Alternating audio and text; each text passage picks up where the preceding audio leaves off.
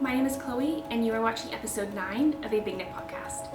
Here on my channel we talk mostly about knitting and yarn, occasionally sewing, occasionally books, and if any of that sounds like something that you would enjoy, please make sure to subscribe to the channel and you can find me for future videos.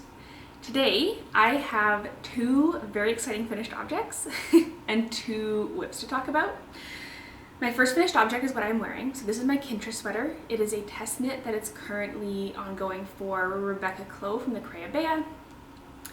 I knit size 6. The yoke is done with the Elliott and May 2024 Advent, and the body is knit with Sonder Yarn Co. Sunday Morning DK in the color Wanderlust. Elliott May is a UK based dyer. They do mostly, I think they do mostly non-superwash, but this is a non-superwash Advent. And then the Sonder Yarn Co. is a non-superwash yarn as well. So the Advent is 100% BFL, and it's fingering weight held double. And then the main color is Sonder Yarn Co. Sunday Morning DK in the color Wanderlust, which is a really deep foresty green. And I really loved working on this sweater. So the yoke I made in about 2 days. I flew through it. It was really, really fun. It is 1x1 color work, and every 2 or 3, or 1 or 2 or 3 rounds, you're switching out one of the colors. And so it's very potato chippy, because especially at the start, 1 or 2 rounds takes almost no time at all. By the time you get to the end, 1 or 2 rounds, does take a little bit longer, but I still managed to get through the whole thing very, very, very quickly. And then I put it down and was working on gift knits, and so I didn't finish it until closer to the end of the year. But since I did finish it, I've been wearing it constantly. I think the fit of this sweater is probably one of the best fitting sweaters I have ever made. It's a circular yoke, and then most of the way through the yoke, it actually switches to raglan increases to finish off the color work and into the arms, or into the armpit. And I think that this has made a really, really great fitting shoulder, it's made a really great fitting shoulder specifically. This is only my 2nd circular yoke, and the other circular yoke sweater I made from the same designer in the same size, and it's the same gauge. This one fits much better. This one doesn't have that classic circular yoke fit issue, which I feel like a lot of people deal with, and it kind of turns me off of knitting circular yokes. But I find that a lot of circular yokes, the yoke is too deep, or it feels like it just hangs off of my body, and it I don't like that. This one does not have that issue. If you are curious about circular yokes, but you're not really sure, when this one's released, I would highly recommend trying it out. I love it. I will be knitting a 2nd one. I promised my partner a sweater, and then I started one, and I've kind of put it down, and I'm not really enjoying working on that one. I'm gonna make him one of these. So I haven't cast that on yet. I will be casting it on probably this month. I just have a couple projects that I'm trying to get off my needles before I cast on anything new. Let's see. I'm not really sure what else to say about the sweater. I have been wearing it constantly since I finished it, but I only finished it a couple weeks ago, so it hasn't had a huge amount of wear. If I didn't mention it, I knit the size 6, and the yoke I used 5mm needles, and the body I used 4.5mm needles. And you can find all of the specific information on the yardage that I used in my Ravelry page.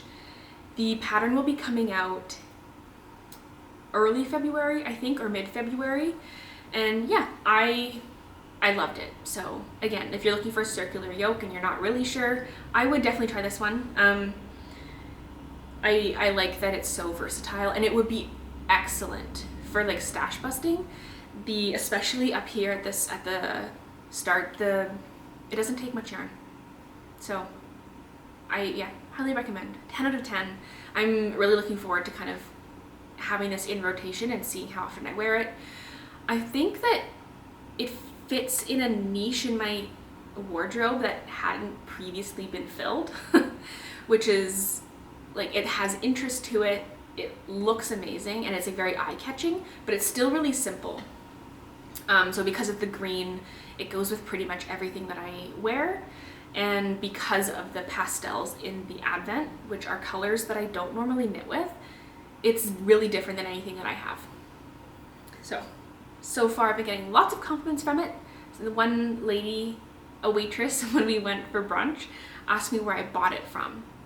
I was like, oh, thank you, I made it. And then she gushed for like 2 minutes on how nice it was, and I was like, okay, please stop, I'm uncomfortable now. But yeah, so that's the Kintra. Stay tuned, it'll be coming out, and I highly, highly recommend. My next finished object is another sweater. Let me just put this one aside. I know as soon as I put it on the couch, the cats will use it as a pillow.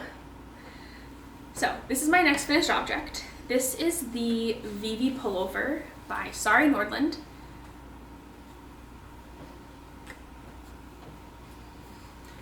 It is also a test knit. So this is a test knit that I started in the end of November, I think, and the deadline was January 2nd. For the deadline, you had to finish the neckline, the yoke, and one sleeve. I completed the whole garment.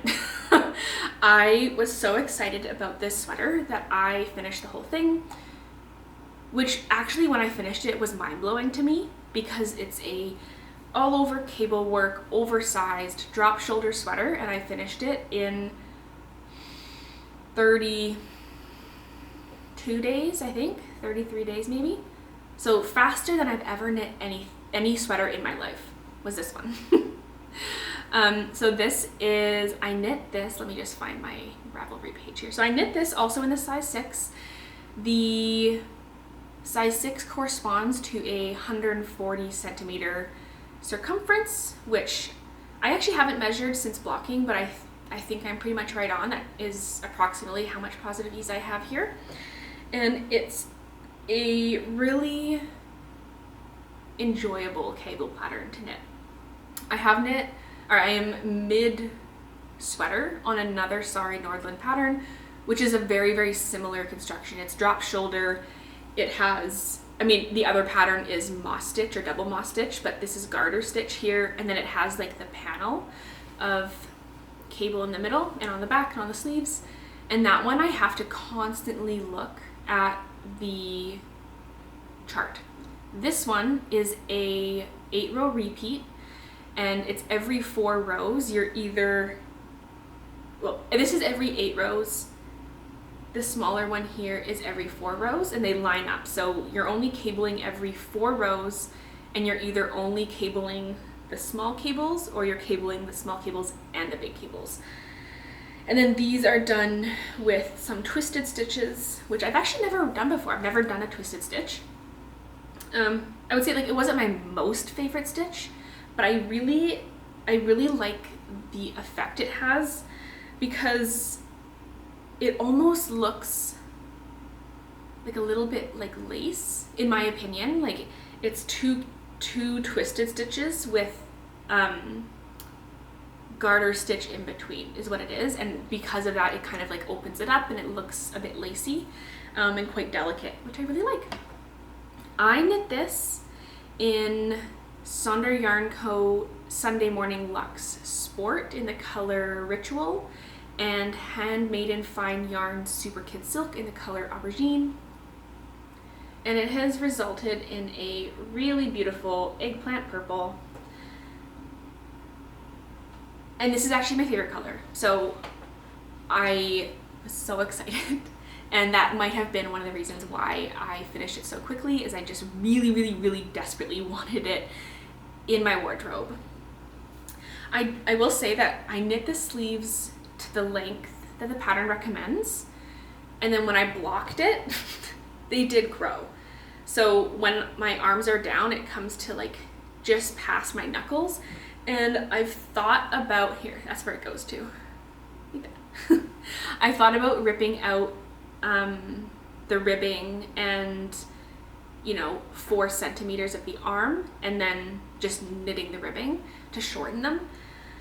But I've actually realized that I don't think I mind. A lot of my sweaters are similar to the Kintra, where it's like here, so, you know, a wrist / bracelet length sleeve. And I actually think, especially given the oversizedness of this sweater, it actually is nice to have a longer sleeve. It feels like very cozy. And so I'm gonna leave it. I wasn't sure, but I am. So I believe this sweater is actually coming out, like I'm filming this, I think it's coming out in the next week. So by the time I post this video, it may be out. But you can find all the details again on my Ravelry, as well as the yardage that I used. In the past, how do I want to phrase this? Lots of people have recently knit the book club cardigan by Sari Nordlund, and the feedback that I think a lot of people had was that A, the sleeves were too small, and B, they did not have nearly enough yarn. I used quite a bit less yarn for my full sweater than the pattern had said I was going to need to knit the full sweater. And so, all this to say, I used less yarn in mine than I was expecting to, which is awesome. And I'll show you this way. I have lots of room in the arm. I did knit a size 6, and I was skeptical about how many stitches I picked up along the arm. I actually knit half of one of the sleeves and was like, I don't know, I think there's too many stitches on the sleeve. And so I was considering ripping it all out, picking up for a lesser sleeve size, and then knitting that way. And I could have done that and I would have been totally fine. Like, I have tons of room in here. I just decided to leave it because of how oversized the sweater is. But the only reason why I mentioned the book club cardigan is I think that Sari has kind of like integrated that feedback into her upcoming designs, and she heard that the sleeves were too small, and so on this one she has maybe addressed that in the pattern, which is kind of nice to see. I only have just finished this, like yesterday. I have not worn it out yet, and just pretty much last night I decided that I was going to keep the sleeves the way they are, so it is officially done. It has not left the house. I have not taken photos of it yet, but I'm really excited. I do think I could have knit it a tad longer. Let me just stand up and show you. So I did knit it longer than I normally knit. I think my Kintra is here. This one's a bit longer, but I do think I could have added another 4 centimeters, because even though I am wearing high-waisted jeans and I can tuck it into my high-waisted jeans, it could have used a little bit of extra fabric there, I think.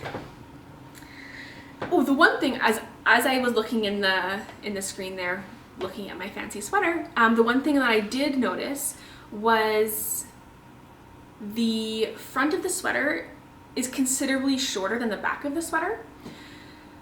And I think if I were to knit this again, which honestly I definitely might, because I really liked it and I loved the finished object, but I would knit 1 or 2 additional cable repeats on the front yoke before joining in the round, because I think, like, I don't think it's caused by my bust. Like, I can see it as an issue when it's laying flat, is that I just think that the front needs a little bit more fabric before joining in the yoke, just to bring that front hem down. I guess the other option would be that you could do short rows on the front, but doing short rows on the hem of a cable knit pattern sounds terrible. I won't be doing that. So that is just like my one comment, is that I think that the front yoke should be 3 to 6 centimeters longer before joining in the round, just to bring the front hem down, but like it doesn't bunch up or anything. It's just an aesthetic thing, right? Like I would just prefer that the front hem sits a little bit lower, equal to my back hem. That's just me though. Other people might feel differently. Okay, so those are my two finished objects. Let's now move on to the whips. So my first whip is the Thaleia shawl, which is in Sari Nordlund's book Softly Timeless Knits. This was on my winter knitting plans, and I cast it on December 24th. So it was my Christmas Eve cast on. I did receive the yarn that I had ordered, and I decided to not use the fingering weight yarn. So I still have that, and I'll use that for a different project. But what I decided to do, here we go, is I've got the Quince & Co. Piper in the color Cold Spring, which is a lace weight, I think it's 100% alpaca. I have Sandnes Garn Alpaca lace weight in the color Petrol. And then I have Derura Natura Bernice, which is their mohair in the color Fusain, so Fusain. Don't know what that word means, but that's what the colorway is. And the result of holding all three yarns together is pretty much, hang on, that's the wrong side, is the exact teal color that I wanted, which is nice and dark. So it's kind of green, kind of blue, but it's not too bright. And this is a lace weight pattern. I really love the 3D effect that the stitch pattern has. Sometimes when people, well, what I've seen is that in the finished object photos, when they've blocked it, people have really like stretched it out and laid it out very flat.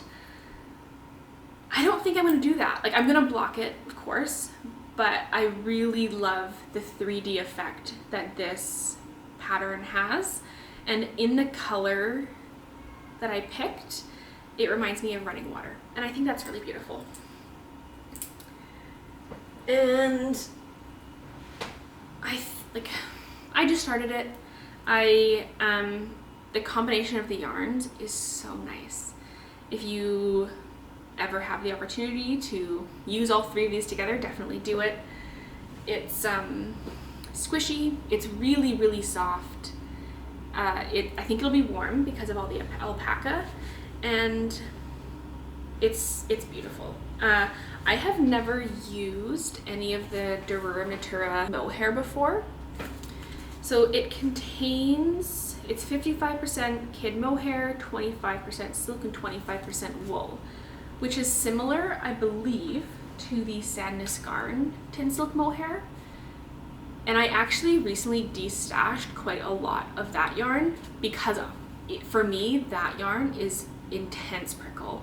I knit the Millet Beanie with the tin silk mohair and I can't wear it. Oh, hi buddy. I can't wear it because it is way too prickly, and I am not overly sensitive to mohair. It is probably the only mohair that I have ever used that I am sensitive to. So in the store, when I was picking the mohair, I like held this up and I rubbed it all over, and I'm like, no, there's no prickle. So love it. It's very like, feels like a substance to it, which is kind of nice. Okay, my final whip is looking pretty rinky-dinky. I just cast it on yesterday, and so this is my first proper attempt at self-drafting a pattern. I have self-drafted raglan sweaters before, but I feel like once you knit a raglan sweater, they're all kind of the same. Like, you understand what's going on. I was inspired by the Sabai top by Suzanne Mueller. I feel like a lot of people made that this year, but it's not a size inclusive pattern. So I think the largest bust size that it goes up to is 130 centimeters, which is not very big. And also it's a DK weight pattern, and I was kind of wanting to try a fingering weight. So originally I was like, oh, I could try to replicate that. I could try to self-draft something like that and just hold my yarn double because I'm using a fingering weight yarn. And then I decided that I would prefer a fingering weight tank top. So that's what I'm trying to do. I'm at the point where I'm now ready to split for the front and the back to make room for the armholes. My cable's not very big, so I'm kind of worried that it's all gonna fall off, but you kind of attach in the round and then you knit the shoulder increases. And so for my shoulder increases, I've actually done like a slip stitch detail. Gus!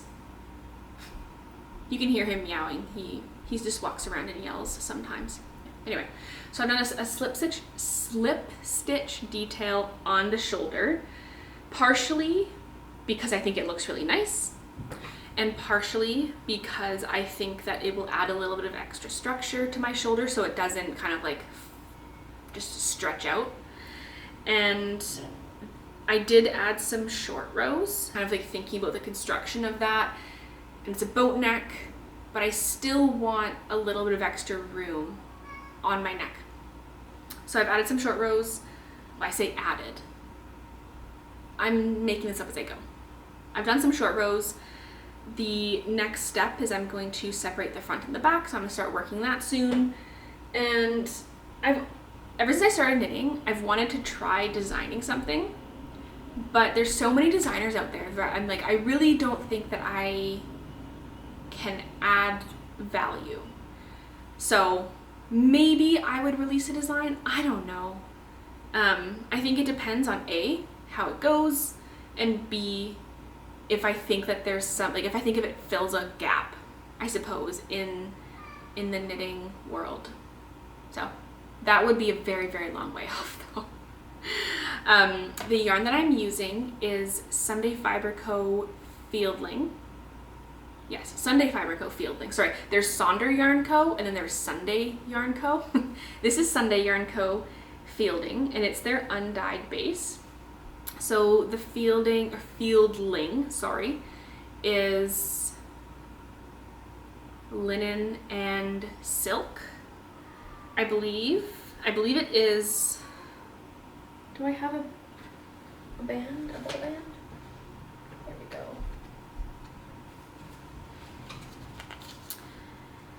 It is 65% silk, 35% linen, and it's a 3-ply, 115 grams to 448 meters, or 490 yards. So anyway, that's what I'm working with, and I am hopeful. It could be a total failure, it could go really great. You're along for the ride with me, so we shall see.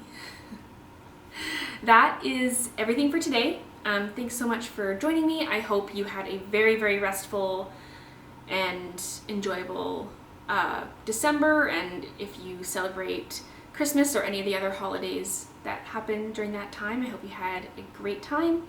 Thanks so much for sitting with me today, and I hope to see you next time. Bye.